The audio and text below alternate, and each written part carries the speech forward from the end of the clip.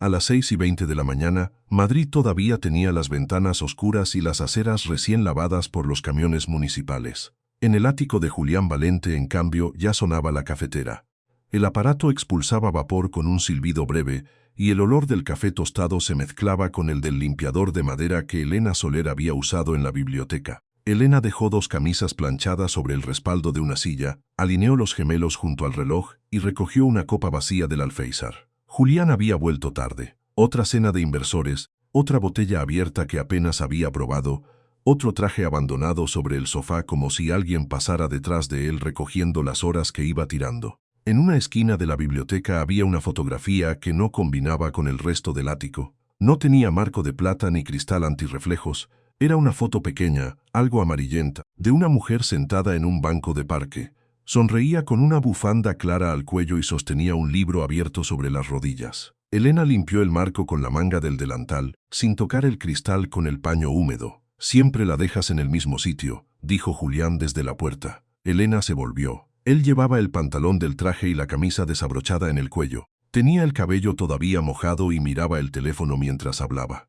«Su madre estaba torcida hacia la pared», respondió ella. «Solo la enderecé». Julián levantó la vista un instante. La fotografía de Amalia Valente llevaba años allí, aunque él casi nunca se detenía frente a ella. «No hace falta que tengas tanto cuidado, es una foto». Elena bajó la mano. «Sí, señor». Él tomó la taza que ella le ofrecía, bebió sin dar las gracias y volvió a mirar la pantalla. «Hoy vienes a la torre. Roberto quiere revisar unos documentos antiguos del archivo privado. Beatriz llegará a media mañana. Que no falte nada en la sala de juntas. Tengo asignada la casa hasta las 11, pues terminas antes». No fue una orden pronunciada con dureza. Julián no necesitaba endurecer la voz. Hablaba como quien mueve una cita en el calendario o cambia una lámpara de lugar. Daba por hecho que el mundo se ajustaría. Elena miró el reloj de la cocina. A las 12:30 debía encontrarse con el padre Andrés en el dispensario del barrio. Llevaba 3 noches durmiendo poco, esperando una transferencia que no había llegado. Había calculado cada billete guardado en una lata de galletas y aún así faltaban 180 euros para completar el pedido de insulina, antibióticos y material de curas. «Señor Valente, hoy necesitaría salir a las 12. Habla con administración. Es una urgencia». Julián ya se había puesto la chaqueta. Todas las urgencias dejan de serlo cuando se organizan con tiempo. El ascensor se cerró detrás de él. Elena se quedó sola con el zumbido del frigorífico y la taza que había usado para probar el café. En el fondo quedaba un círculo oscuro. Lo vació en el fregadero, se lavó las manos y llamó al padre Andrés. «Voy a intentar conseguirlo», dijo en voz baja. «No le diga todavía nada a Teresa». Al otro lado se oyó una tos, luego el ruido de una persiana metálica que subía. «La ambulancia la trajo anoche», respondió el sacerdote. «Le han dado unas dosis para aguantar, pero el centro no tiene suficiente para la semana. Elena, no cargues tú sola con esto». Ella miró la lata de galletas abierta sobre la encimera. «No estoy sola. Nos vemos al mediodía». La planta 52 de la Torre Valente olía a mármol frío, papel nuevo y perfume caro. Las puertas se abrían sin ruido. Los empleados hablaban bajo incluso cuando Julián no estaba cerca. Nadie se lo había pedido de manera explícita. Era una costumbre nacida de años, viendo cómo levantaba una ceja ante una risa demasiado alta o cómo detenía una reunión para corregir la forma en que alguien había grapado un informe. Elena llegó poco después de las 8. Cambió su abrigo por el uniforme gris, recogió las bandejas del desayuno y revisó la sala de juntas. Había agua, café, vasos, bolígrafos y carpetas con el logotipo de la empresa. La ciudad se extendía detrás de los ventanales, todavía cubierta por una neblina azul. A las 9:10, Roberto Méndez entró en el despacho de Julián con una cartera de cuero marrón y el gesto cansado. Había sido abogado de la familia durante más de 30 años. Conservaba el cabello blanco cortado al ras y una manera de caminar lenta, como si cada paso tuviera que pasar antes por una decisión moral. «He revisado la adquisición de Málaga», dijo, dejando un fajo de documentos sobre la mesa. «El contrato está listo, pero quiero que veas una cláusula de responsabilidad histórica del terreno». Julián hojeó las páginas. «No estamos comprando historia. Estamos comprando metros cuadrados. Los metros cuadrados siempre vienen con historia. Por eso te pago, para que la historia no llegue a juicio». Roberto lo miró durante un segundo más de lo necesario. Luego abrió la carpeta. Elena entró con el café.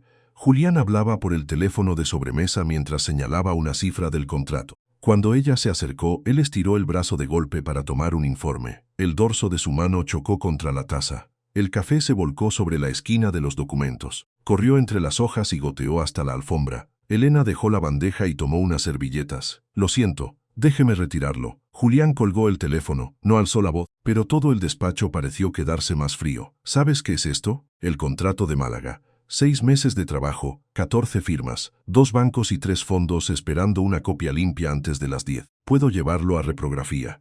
Las páginas firmadas apenas se han mojado. No te he preguntado cómo arreglarlo. Elena se quedó con las servilletas en la mano. Una gota le cayó sobre el zapato. Te he preguntado si sabes qué es, porque a veces da la impresión de que para ti todo lo que hay aquí son objetos. Una mesa que limpiar, una taza que mover, papeles que no entiendes. Roberto cerró la carpeta. Julián ha sido un accidente. Los accidentes son errores sin intención, siguen siendo errores. Elena recogió la taza rota. Un borde le rozó el pulgar y dejó una línea rofina junto a la uña. Señor Valente dijo, ya que estoy aquí, necesito pedirle algo. Julián soltó el aire por la nariz impaciente. ¿Ahora? Sí, necesito un adelanto de mi sueldo. Solo de una parte. Pueden descontármelo el mes que viene. ¿Para qué? La pregunta sonó menos a interés que a inspección. Medicinas.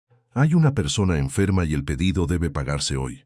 ¿Es familiar tuyo? Es alguien de mi barrio. Julián apoyó las manos en el escritorio. Entonces no es una urgencia tuya. Cuando falta una medicina, la urgencia es de cualquiera que pueda conseguirla. Roberto giró la cabeza hacia ella. Julián, en cambio, entrecerró los ojos. No conviertas una petición de dinero en una lección. Acabas de estropear un contrato y vienes a pedirme que adelante tu nómina para resolver problemas ajenos. Si no puedes separar tu vida personal del trabajo, quizá este puesto te queda grande. No le estoy pidiendo que me regale nada. Y yo no te estoy diciendo que seas una mendiga. Te estoy diciendo que aquí hay normas. Administración cierra anticipos el día 5. Hoy es 12. Podría autorizarlo usted. Precisamente por eso no lo haré. Las excepciones se convierten en costumbre. Elena apretó la servilleta contra el pulgar. La mancha roja se extendió por el papel blanco. Entiendo. Y otra cosa, añadió Julián. Cuando estés en este despacho procura hacer tu trabajo sin llamar la atención. La gente eficiente no obliga a los demás a pensar en ella. Elena levantó los ojos, no respondió. Recogió las hojas mojadas, dejó las copias secas junto a Roberto y salió con la bandeja. En el pasillo el aire olía a gardenias. Beatriz Luján acababa de llegar. Llevaba un abrigo color crema, gafas oscuras y un bolso que costaba más que el salario anual de Elena. Se quitó las gafas al verla y sonrió sin alegría. Me han dicho que has bautizado la operación de Málaga. Elena siguió caminando. La copia puede salvarse. Beatriz le bloqueó el paso con el bolso. No me preocupa la copia. Me preocupa la costumbre. En casa apareces en todas partes. En la cocina, en la biblioteca, junto a la foto de Amalia. Ahora también en la oficina. Trabajo donde me indican. Eso haces, trabajas. No confundas la confianza del servicio con pertenecer a la familia. Elena sostuvo la bandeja con ambas manos para que no se notara el temblor. Nunca lo he confundido. Beatriz observó el corte de su pulgar. Mejor, porque cuando nos casemos habrá cambios. Julián necesita una casa que parezca una casa, no un refugio de recuerdos viejos y empleados con problemas personales. La puerta del despacho se abrió. Julián llamó a Beatriz. Ella se apartó con una expresión dulce que apareció en su rostro como una luz automática. Luego hablamos, susurró. A las 10:30, Beatriz salió de la reunión y encontró a Elena colocando unas carpetas en el archivo contiguo a la sala de juntas. Mi asistente se ha ido al banco, dijo. Ordena estos documentos por fecha y déjalos en la mesa grande. Julián los necesitará esta tarde. Es documentación legal, debería hacerlo alguien de administración. ¿Te niegas? Digo que no tengo autorización para manipular contratos. Beatriz acercó la cara a la suya. Yo te autorizo. Dejó 3 carpetas sobre el carro de limpieza y se marchó. Elena miró el reloj. Faltaban menos de 2 horas para encontrarse con el padre Andrés. Trabajó deprisa, sin leer más que las fechas y los códigos de la portada. La sala estaba vacía. Desde allí se oía el clic regular de una impresora y, más lejos, el ascensor anunciando cada planta con un timbre suave. A las 11:15 su teléfono vibró dentro del bolsillo. Elena, dijo el padre Andrés. Teresa ha empeorado. Han vuelto a llamar a urgencias, pero nos piden que llevemos el tratamiento habitual. La niña está aquí y no deja de preguntar por su... Elena cerró los ojos. Tengo 120 euros, me faltan 180. El farmacéutico puede esperar una parte. Ya esperó el mes pasado. Entonces ven, buscaremos otra manera. Voy ahora. Guardó el teléfono. Sobre la mesa quedaba una carpeta sin clasificar y un sobre marcado como confidencial. Elena salió un momento para buscar la grapadora grande del armario de material. Beatriz apareció por la puerta opuesta. Había esperado detrás del panel de cristal esmerilado.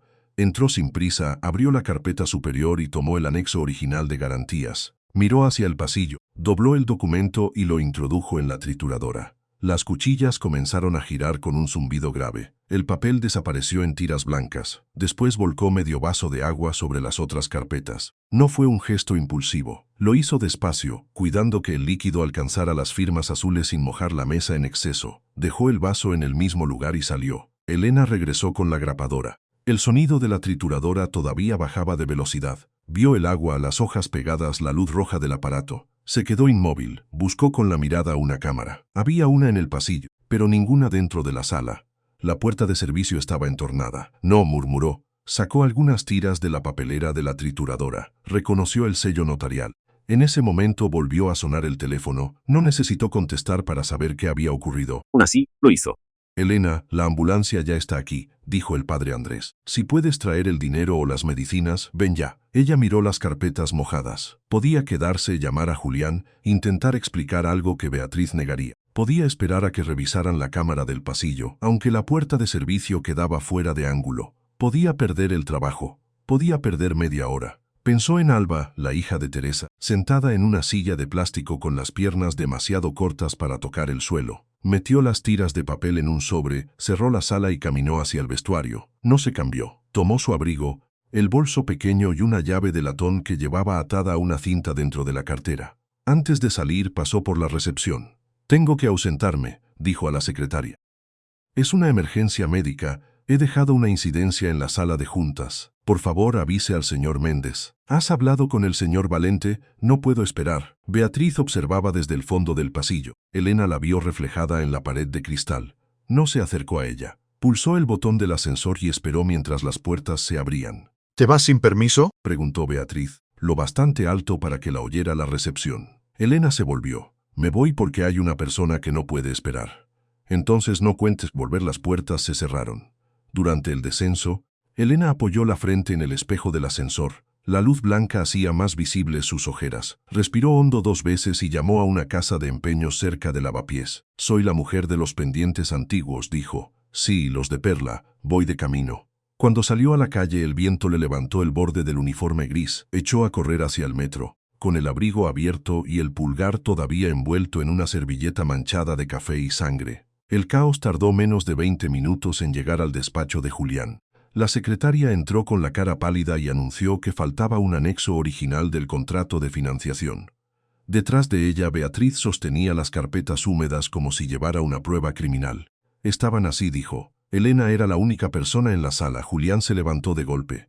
«¿Dónde está?» «Se ha marchado», respondió la secretaria. «Dijo que había una emergencia». «¿Se ha marchado sin hablar conmigo?» Beatriz dejó las carpetas sobre el escritorio. También llevaba un maletín de cuero. «Lo he visto otras veces. Nunca deja que nadie lo toque».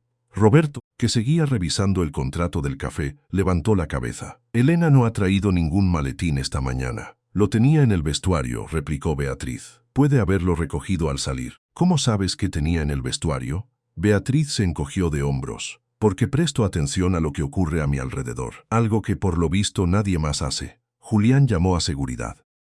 Pidió las grabaciones del pasillo, el registro de accesos y una lista de los documentos que habían estado en la sala. Mientras daba órdenes, miraba el agua extendida sobre las firmas y recordaba la petición de Elena. Un adelanto, medicinas, 100, 200, tal vez 300 euros. Después un contrato desaparecido y una salida apresurada. La explicación más fea era también la más sencilla. «Bloquead su tarjeta de acceso», ordenó, «y que administración prepare su expediente». Roberto se puso de pie. «No tomes una decisión antes de ver las imágenes. Las imágenes muestran que entra y sale sola. La cámara no cubre la puerta de servicio. La puerta de servicio está cerrada con tarjeta. Entonces revisa los accesos». El responsable de seguridad apareció con una tableta. En el registro figuraban 2 entradas, la tarjeta de Elena a las 10:32 y una apertura manual desde dentro a las 11:09. No había nombre asociado a la segunda. «¿Quién puede abrir desde dentro?», preguntó Roberto.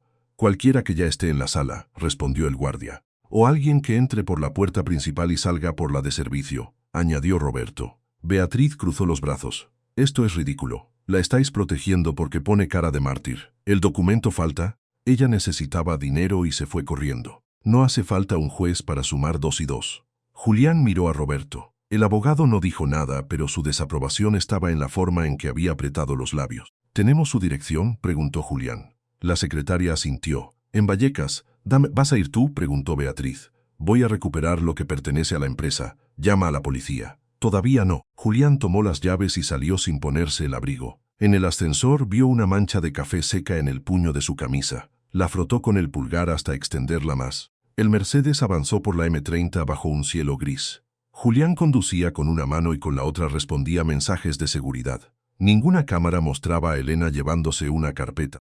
Tampoco había imágenes claras del interior del vestuario. El sistema de geolocalización del teléfono corporativo dejó de emitir cuando ella salió del edificio, porque Elena usaba un aparato personal que la empresa no controlaba. La dirección de su expediente correspondía a una calle estrecha cerca de una parroquia. Julián aparcó junto a un taller de neumáticos. El coche parecía fuera de lugar entre furgonetas de reparto, bicicletas apoyadas en barandillas y bolsas de compra colgadas de los manillares. Bajó la ventanilla. El aire olía a pan, gasóleo y cebolla frita. Una mujer sacudía una alfombra desde un balcón. 2 niños perseguían un balón desinflado. Nadie parecía impresionado por el coche. Julián vio a Elena al otro lado de la calle. Ya no llevaba el abrigo. Caminaba con el uniforme gris visible y cargaba un maletín de cuero oscuro, gastado en las esquinas. A su lado iba el padre Andrés, un sacerdote de espalda encorvada que sostenía 2 bolsas de farmacia. Elena parecía más pequeña bajo el peso del maletín. Se detuvo frente a una puerta con un cartel escrito a mano: dispensario vecinal. Julián apagó el motor y se quedó dentro. Elena abrió el maletín con la llave de latón. Él se inclinó hacia el parabrisas. Esperaba ver carpetas, sellos, papeles con membretes. Lo primero que salió fue una caja de insulina envuelta en una bolsa térmica. Después antibióticos, gasas, jeringas y 3 frascos de suero. El padre Andrés contó los paquetes y llamó a una enfermera. Faltan 2 cajas, dijo ella. Elena sacó un sobre de la cartera. Aquí están los 180. El farmacéutico las trae esta tarde. ¿De dónde lo has sacado?, preguntó el sacerdote. No importa, Elena. Ella tocó una de sus orejas. Julián reparó entonces en que no llevaba los pequeños pendientes de perla que usaba siempre, incluso con el uniforme. Eran cosas guardadas en un cajón, dijo. Hoy servían para esto. El padre Andrés cerró los ojos un instante. Tu madre te los dejó. Mi madre habría hecho lo mismo. La puerta del dispensario se abrió y una niña salió corriendo. Tendría 8 o 9 años, el cabello recogido de cualquier manera y una chaqueta demasiado grande. Se abrazó a la cintura de Elena. ¿Mi mamá se va a poner bien? Elena se agachó, aunque el movimiento le costó. Apoyó una mano en la pared antes de responder. La están atendiendo. Tú vas a quedarte con el padre Andrés y vas a comer algo caliente. No tengo hambre. Entonces me haces compañía mientras yo como. La niña asintió. Elena sonrió, pero al incorporarse perdió el equilibrio. El sacerdote la sostuvo por el codo. ¿No has dormido?, dijo. ¿Dormí en el autobús? Eso no cuenta. Esta noche descanso. Julián observaba desde el coche con las manos quietas sobre el volante. No había ningún contrato. No había prisa por vender información. Elena había pedido un adelanto para comprar medicinas y, después de que él se lo negara, había empeñado los pendientes de su madre. La conclusión debería haber sido suficiente. No lo fue. Durante años, Julián había aprendido a desconfiar de los gestos que no producían un beneficio visible. Su padre decía que la generosidad era una inversión publicitaria mal contabilizada. Ante una acción desinteresada, Julián buscaba el mecanismo oculto: reputación, control, dependencia, deuda. Vio a varias personas acercarse al dispensario. Elena entregó paquetes, anotó nombres en un cuaderno y escuchó a una anciana que hablaba demasiado despacio. Nadie la fotografiaba, nadie aplaudía, ni siquiera parecía dirigir el lugar. Hacía lo que faltaba y se apartaba. Una parte de él sintió vergüenza. Otra parte se defendió imaginando que el dinero podía proceder de otro sitio, que quizá aquella escena era real y el Rorambian. Llamó a Roberto. Estoy en su barrio. Hubo un silencio. ¿Y? Está entregando medicamentos. Te dijo que eran para eso. Podría estar usando dinero de la empresa. He pedido a contabilidad una revisión de sus accesos. Elena no tiene permiso para tocar cuentas, ni caja, ni tarjetas corporativas. Podría haber vendido el documento. Hace 40 minutos que salió. Ni siquiera daría tiempo. Julián miró a Elena. La niña la llevaba de la mano hacia el interior del dispensario. Quiero saber qué hay en ese maletín. Pregúntaselo. No voy a montar una escena aquí. Ya la montaste esta mañana en tu despacho. Roberto colgó. Julián permaneció unos minutos más. Cuando Elena salió de nuevo, llevaba el maletín cerrado y caminaba sola hacia un edificio antiguo de 3 plantas. Subió por una escalera exterior. En una ventana del segundo piso se encendió una luz amarilla. Él arrancó y regresó a la torre. A las 5 de la tarde, la lluvia golpeaba los ventanales de la planta 52. Beatriz había pedido comida japonesa y comía de pie junto a la mesa de reuniones, apartando con los palillos los trozos de jengibre. ¿Encontraste los documentos?, preguntó. No, entonces llama a la policía. No vi ningún documento. Beatriz dejó los palillos. ¿La viste? Sí. ¿Y no la enfrentaste?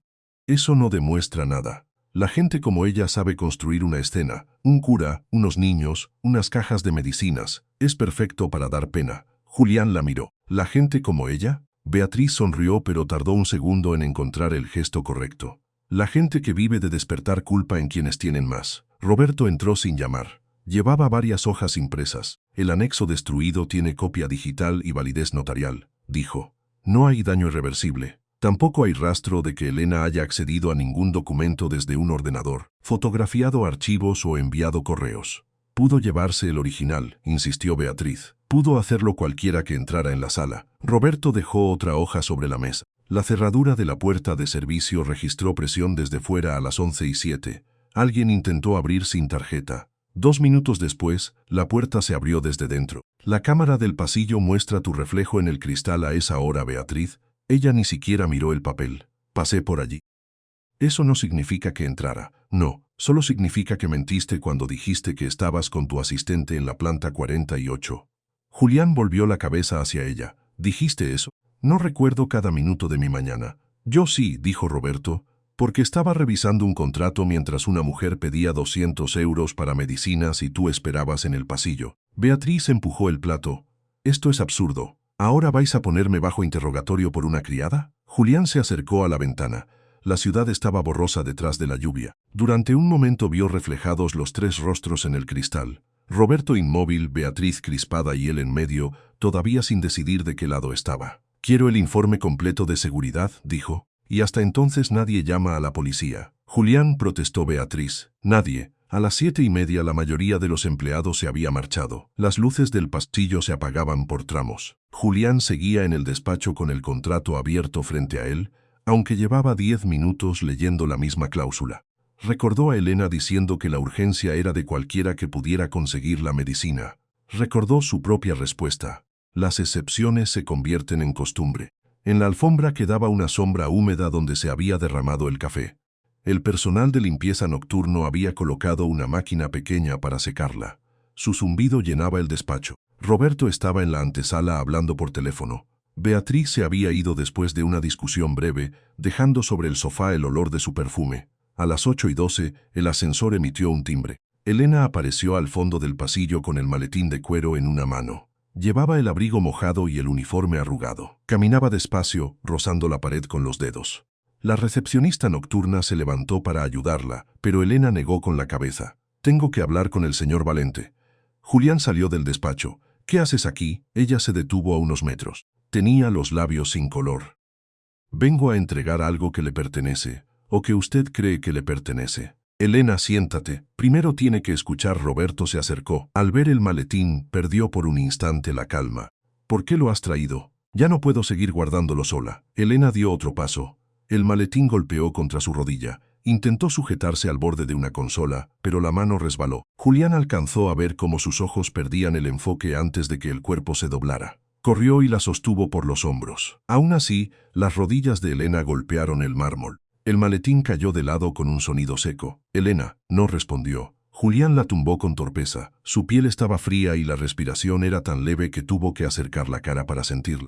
Llama a emergencias, gritó a la recepcionista ahora. Roberto se arrodilló y buscó el pulso en el cuello. Está viva. Apenas. ¿Qué le pasa? Agotamiento, hambre, quién sabe. Déjame espacio. Elena abrió los ojos durante un segundo. Buscó el maletín con la mirada. La llave. Susurró. Hables, dijo Julián. Bolsillo interior. Su cabeza cayó de nuevo hacia un lado. La sirena de la ambulancia empezó a oírse desde la calle, muy abajo, creciendo entre el ruido de la lluvia. Los sanitarios llegaron con una camilla plegable, una mochila roja y el olor fuerte del gel desinfectante. Una de ellos cortó con cuidado la manga del uniforme para colocarle el tensiómetro. La cifra hizo que frunciera el ceño. ¿Ha comido hoy? Julián miró a Roberto. No lo sé, alguna enfermedad conocida. No lo sé. Cada respuesta caía como una piedra. Elena llevaba 11 meses entrando en su casa antes de que amaneciera. Sabía qué café tomaba, qué corbata elegía para las reuniones difíciles y qué ventana del dormitorio no cerraba bien cuando llovía.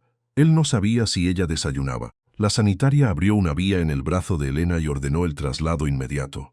Mientras levantaban la camilla, el maletín quedó en el suelo. Roberto lo recogió antes de que Julián pudiera tocarlo. Voy con ella, dijo Julián.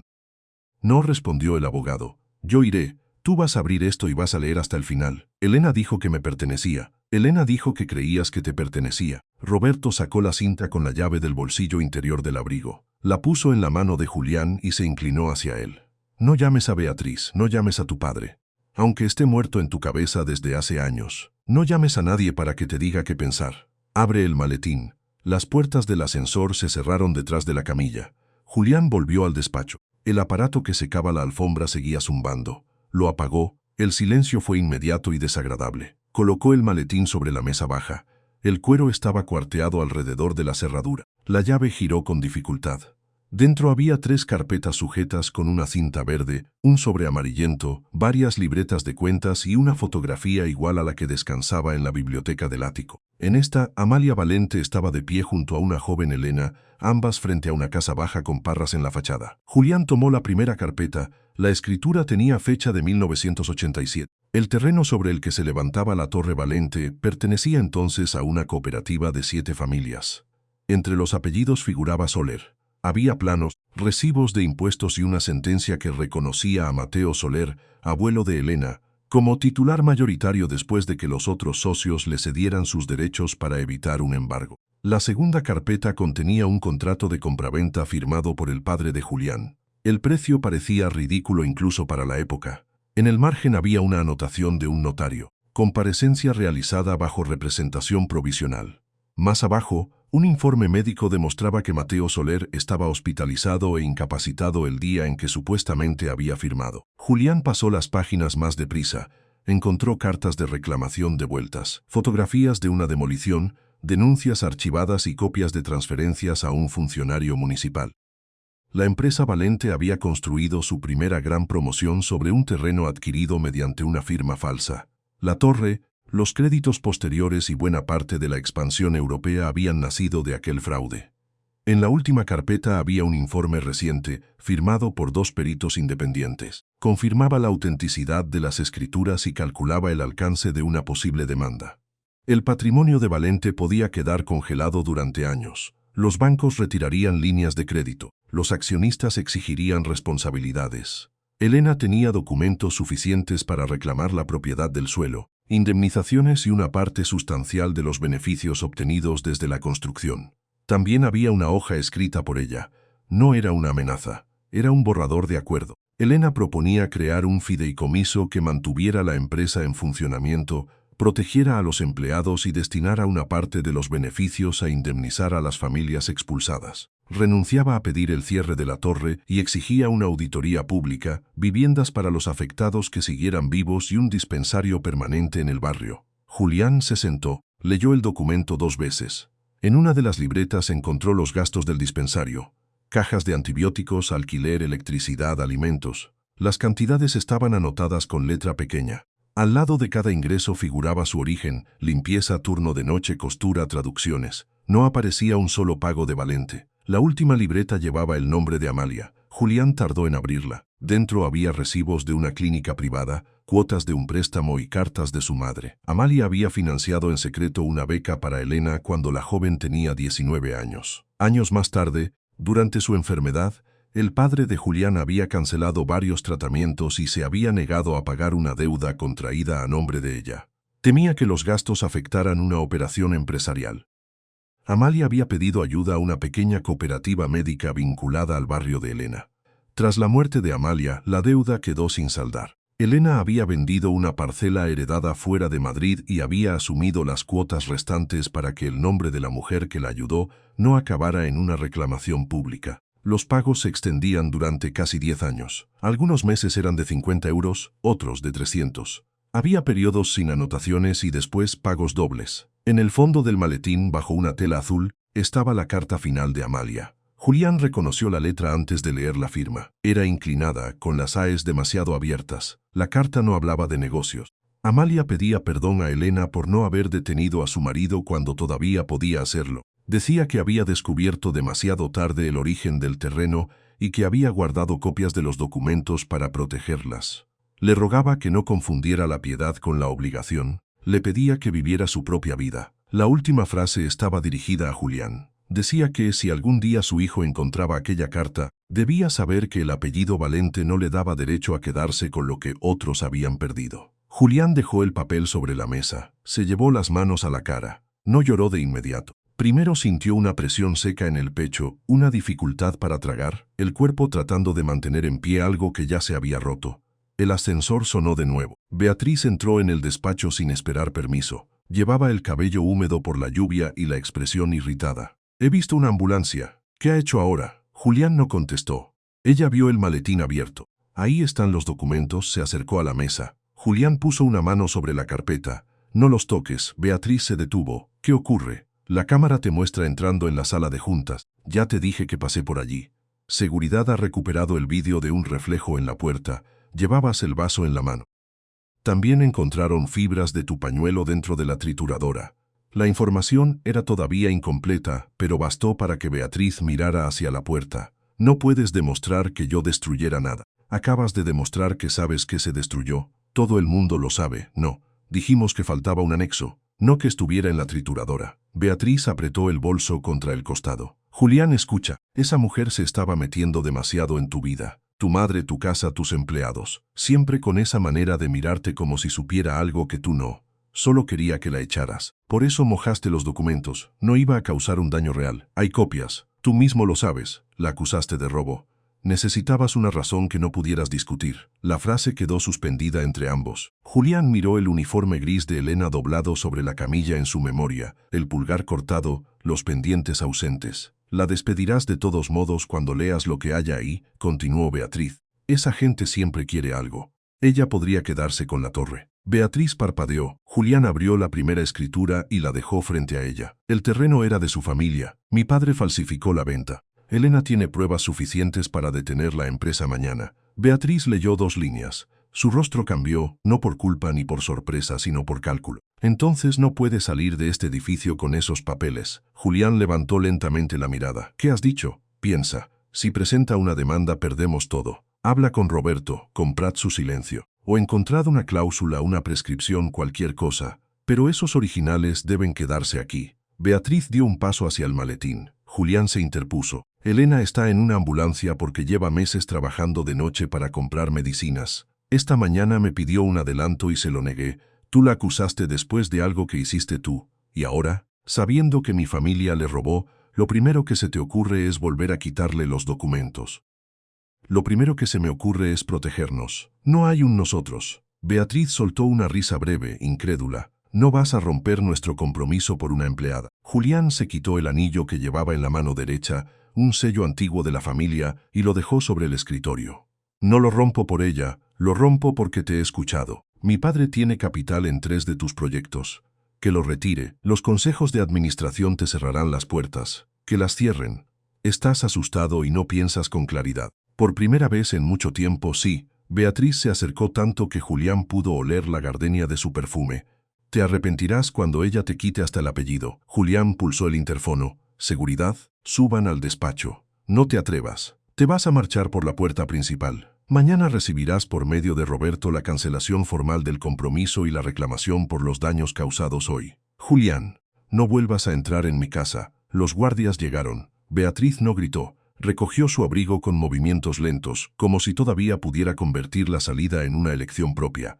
Antes de cruzar la puerta, miró el maletín. «Esa mujer no te va a perdonar». Julián contempló la carta de su madre. No tendría por qué hacerlo. Cuando se quedó solo, llamó al hospital. Roberto contestó desde urgencia.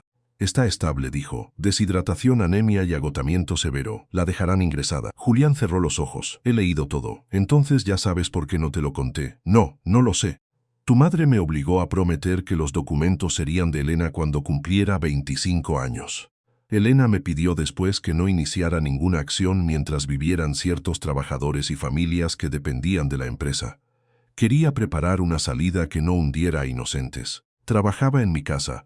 Quería ver en qué te habías convertido antes de decidir qué hacer. La frase dolió más que cualquier acusación. ¿Y qué decidió? Lee el borrador. No quiere tu ruina, quiere restitución. ¿Puedo verla?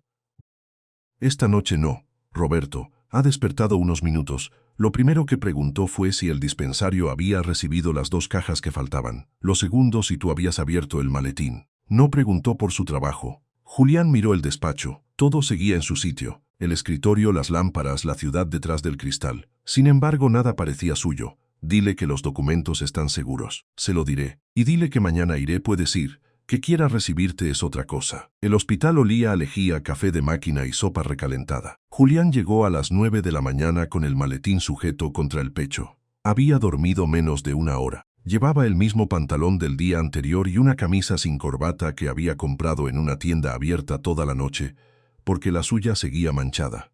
Roberto lo esperaba junto a una máquina expendedora. Está en la habitación 314, dijo. El médico quiere que permanezca 2 días. Después tendrá que guardar reposo. ¿Puedo entrar? Me ha preguntado si traías el maletín. Le he dicho que sí. Eso no responde. Es la única respuesta que te ha dado. Julián llamó a la puerta.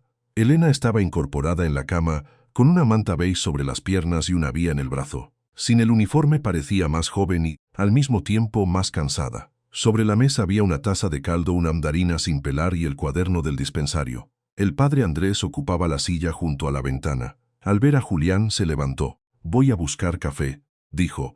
Elena lo miró. «A mí sí me hace falta el café». El sacerdote pasó junto a Julián sin reproches. Eso lo incomodó más que si lo hubiera insultado. Julián dejó el maletín sobre una silla, sin acercarlo a la cama. «Está todo dentro, copias». Roberto ya tenía copias. «Lo sé ahora». Elena cerró el cuaderno. «¿Qué pasó con el anexo?» «Hay una copia notarial. Beatriz fue quien lo destruyó. Seguridad ha entregado las grabaciones y ella ha reconocido parte de lo ocurrido ante su abogado». Elena asintió, como si se tratara de una incidencia administrativa. No lo sé. Está estable, dijo ella. Llegaron las 2 cajas por la noche. Julián miró la mandarina. Tenía una pequeña mancha verde junto al tallo. «Le he pedido al hospital que cargue todos los gastos a mi cuenta. He solicitado asistencia pública. Puedo pagarlo. Eso no arregla lo de ayer. Lo sé». Elena lo observó con atención. Él había preparado varias frases durante el trayecto, explicaciones sobre cómo lo educó su padre, promesas de auditorías, ofertas de dinero, palabras que sonaban bien dentro del coche. En la habitación ninguna servía. «Te traté como si fueras parte del mobiliario», dijo al fin. «No fue solo ayer. Lo hice cada mañana que no pregunté nada sobre tu vida y cada vez que confundí silencio con obediencia. No tengo una explicación que lo vuelva menos grave». Elena bajó la vista hacia la vía. «Yo tampoco fui honesta. No me debías tu historia. Entré en su casa para observarlo. Tenías derecho a saber quién administraba lo que era tuyo. Quería saber si se parecía a su padre». Julián se quedó inmóvil. «¿Y me parezco?» Elena tardó en responder. Fuera, un carro metálico chocó contra una pared. Alguien pidió una manta en el pasillo. «Ayer por la mañana». «Sí», Julián asintió. No pidió que completara la frase.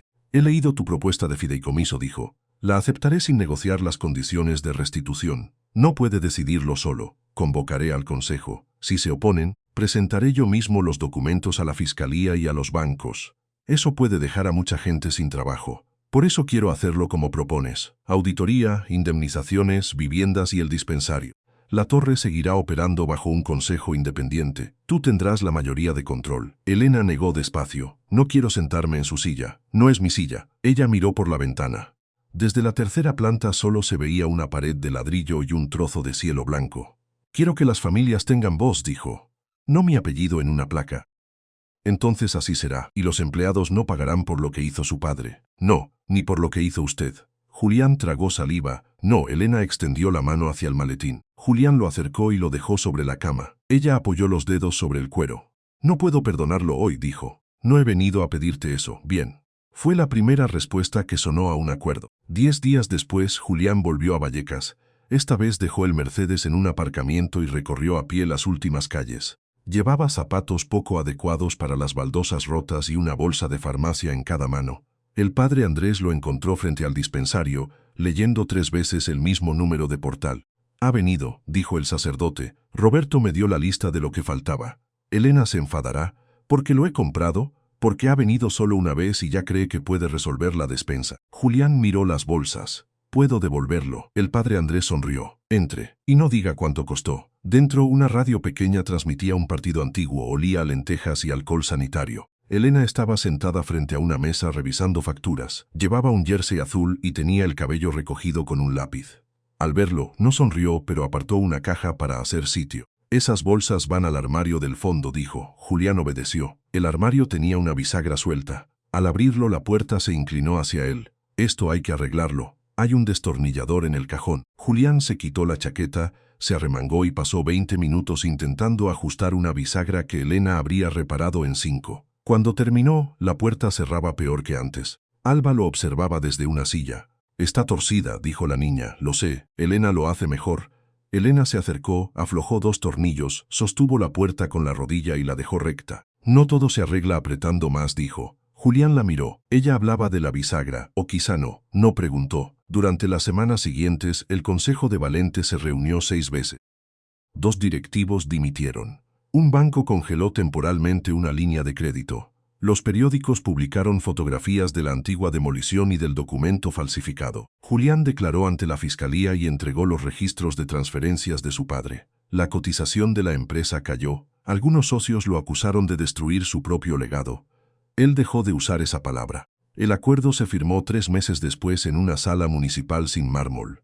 Las 7 familias o sus herederos recibieron indemnizaciones y participación en el nuevo fideicomiso. Se reservaron viviendas para quienes habían sido desplazados. La planta baja de la torre pasó a albergar una oficina jurídica gratuita, un centro médico y una sala de reuniones abierta al barrio. Elena rechazó el despacho de presidencia. Eligió una oficina pequeña junto al ascensor de servicio, con una mesa usada y 2 sillas distintas. En la puerta no puso su cargo, solo su nombre. Julián tampoco conservó la planta 52 para él solo.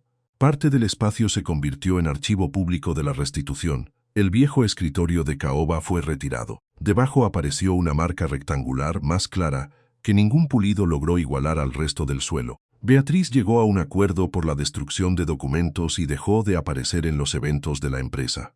Julián no volvió a hablar de ella. Cuando alguien preguntaba por la boda cancelada, respondía que no había boda y cambiaba de tema. Roberto supervisó el fideicomiso hasta que decidió jubilarse. El último día llevó una caja de cartón con 30 años de expedientes. Elena le preparó café en un vaso de papel. Julián apareció con una tarta demasiado grande para las 10 personas presentes. Tu madre habría estado tranquila, dijo Roberto a Elena. Ella miró a Julián antes de responder. No, admitió el abogado, pero podemos intentar que no se avergonzara. Pasó casi un año antes de que Elena regresara al ático, no como empleada, sino para recoger la fotografía de Amalia. Julián la esperaba en la biblioteca. Había conservado el marco en el mismo lugar. Pensé que querrías tenerla, dijo. Elena tomó la foto. En el cristal no había polvo. Puede quedarse aquí. Era amiga tuya. Era su madre. Julián se acercó a la ventana. Abajo las luces de la ciudad comenzaban a encenderse. He vendido el ático. Elena volvió la cabeza. ¿Por qué nunca fue una casa? Era un sitio donde dormía entre reuniones. Eso puede cambiar sin venderlo. También puede cambiar vendiéndolo. Ella dejó la fotografía sobre el estante, ligeramente girada hacia la habitación. Entonces llévesela al lugar nuevo. Julián sonrió apenas. Todavía me hablas de usted. Todavía eres mi socio en una empresa complicada. Eso suena peor que señor Valente. Es más exacto. No se hicieron amigos de repente. No hubo una conversación capaz de borrar lo ocurrido. Elena desconfiaba de sus decisiones rápidas y Julián seguía intentando resolver algunos problemas con dinero antes de escucharlos. Discutían en las reuniones. Ella corregía sus propuestas. Él aprendió a no interpretar cada desacuerdo como un ataque. A veces, cuando el dispensario necesitaba manos, Julián aparecía sin fotógrafos. Ordenaba cajas, llevaba paquetes y conducía pacientes mayores. Al principio todos lo llamaban Don Julián. Con el tiempo Alba empezó a llamarlo el hombre de la bisagra torcida. El nombre se quedó. Una mañana de otoño, Elena llegó temprano a la torre. La lluvia marcaba los cristales y el vestíbulo olía a café recién hecho. El maletín de cuero ya no estaba guardado en una vitrina, como había propuesto el departamento de comunicación. Permanecía en el archivo, dentro de un armario resistente al fuego, junto a las escrituras y las cartas. Julián salió del ascensor con 2 vasos de cartón. Entregó uno a Elena.